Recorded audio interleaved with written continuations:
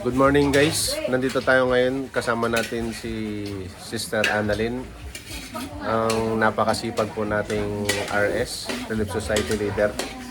At nagpe-prepare po siya ng ano natin, handa natin. Ano yung niluluto mo, te? Binagis Santa Cruz. Binagis Santa Cruz, may lugar pa. Oo, ano yan eh. Nagturo kasi sa akin yan yung Yan, mga kaibigan. di ba?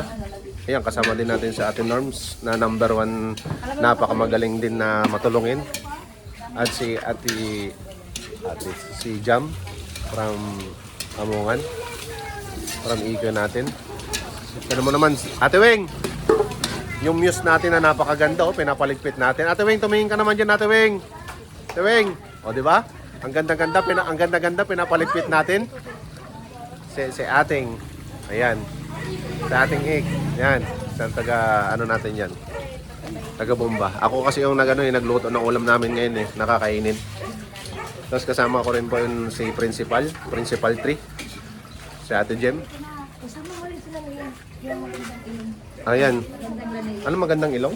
Yung magandang lanay. Yan si Atin Lania, yung matangos ang ilong. Di ba?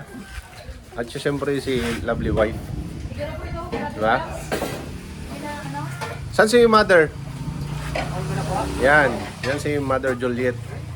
Ang pinakamagandang babae sa balat ng lupa. Ano mo? Di ba? Maganda kahit ilan na lang ngipin. Di ba? So yan. Ito yung lunch namin. Yan no. Yan no, yung niluto ko. Di ba? Oh, kumukulo pa yan no.